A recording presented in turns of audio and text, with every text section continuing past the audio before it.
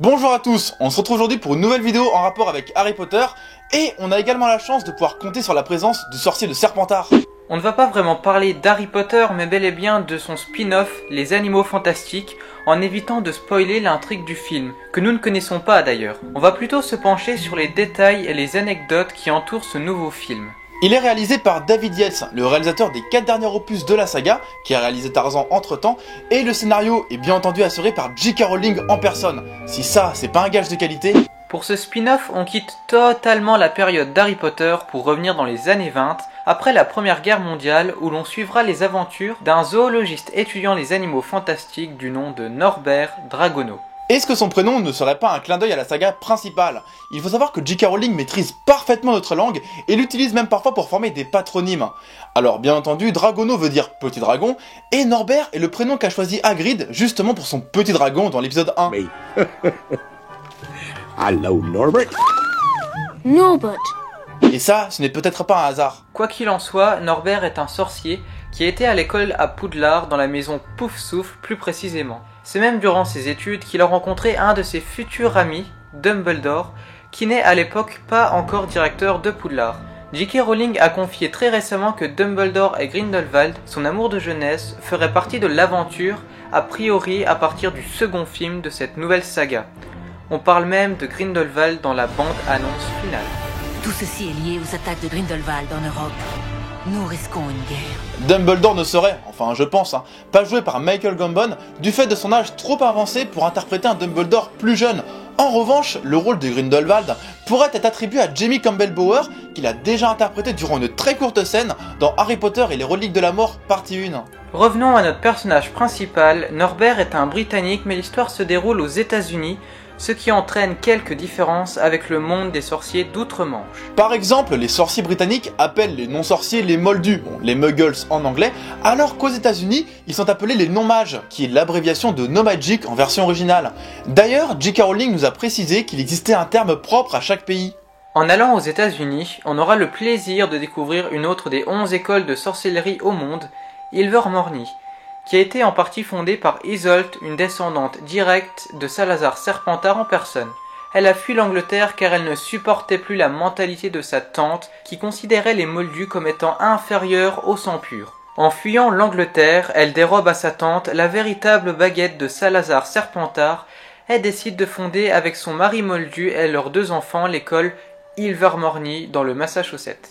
Oui, un moldu a été fondateur d'une école de sorcellerie. Si ça, ce n'est pas un symbole de tolérance et d'amitié entre sorciers et moldus, cela n'était, bien entendu, pas vu d'un très bon œil de ceux qui se considéraient comme étant de sang pur. Ensuite, Isolde va enterrer la baguette de Serpentard dans le jardin de l'école. Et sans explication rationnelle, un arbre va pousser au-dessus de cette baguette. Un amourette, qui est une variété d'arbre tout comme une autre, mais il faut savoir qu'amourette est la traduction française de l'arbre Snakewood, qu'on peut vulgairement traduire par l'arbre du serpent. Et c'est là que ça devient beau et cohérent. Cette école possède, tout comme son homologue Poudlard, 4 maisons. Pukwudgie Ginny, Womatu, Oiseau Tonnerre et pour finir, le serpent cornu. Chaque maison est représentée par une statue dans l'école qui se met à bouger pour accueillir un nouvel élève. Un peu comme le choix-peau magique à Poudlard finalement. Et une fois tous les 10 ans, les 4 statues bougent en même temps devant un potentiel grand sorcier. C'est par exemple le cas de Séraphine Picquery, qui est l'actuelle présidente du MACUSA, le congrès magique des États-Unis d'Amérique. Nous avons pu voir cette sorcière dans la bande-annonce finale des Animaux Fantastiques, où elle est interprétée par Carmen Ejogo, qui au passage ressemble énormément à Halle Berry. En parlant de bande-annonce, on a pu découvrir un gangster gobelin ou un gobelin gangster du nom de Gnarlak, avec un physique assez atypique. En même temps, c'est un gobelin, on ne connaît pas encore son importance dans l'intrigue, en dehors du fait qu'il est le propriétaire d'un bar clandestin.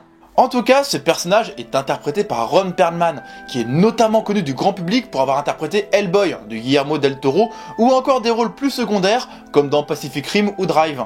Ensuite, on va parler de Luna Lovegood, qui est un personnage très apprécié des fans de la saga, dont moi le premier, car c'est l'un de mes personnages préférés, et elle fait partie de la famille de Norbert par alliance.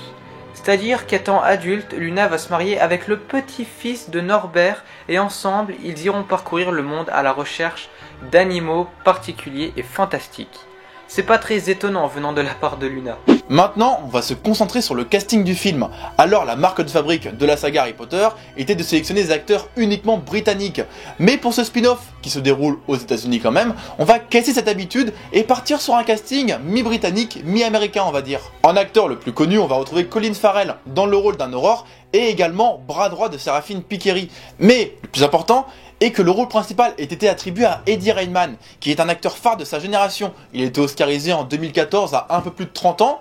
On peut dire que la production a misé sur un jeune acteur bourré de talent et surtout fan d'Harry Potter. Si tu ne le connais pas encore, je vais te mettre 2 films dans la description pour le découvrir. Il faut aussi savoir qu'Eddie Redmayne a passé plusieurs mois avec des professionnels travaillant au contact des animaux dans les eaux des réserves naturelles.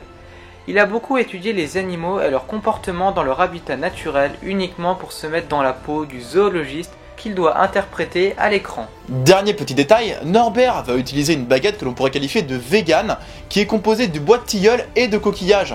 Car l'acteur s'est mis d'accord avec la production pour dire qu'il ne fallait pas qu'il y ait de marque d'exploitation animale dans la baguette d'un homme aussi attentionné envers les animaux. Cette vidéo est terminée, bien entendu, si tu es un grand fan de l'univers d'Harry Potter, je ne peux que te conseiller d'aller sur la chaîne du sorcier de Serpentard, qui produit de bonnes vidéos intéressantes et surtout régulièrement. Et si tu veux en savoir un peu plus sur les animaux fantastiques que tu verras dans le film, je te conseille aussi de venir sur ma chaîne en cliquant ici.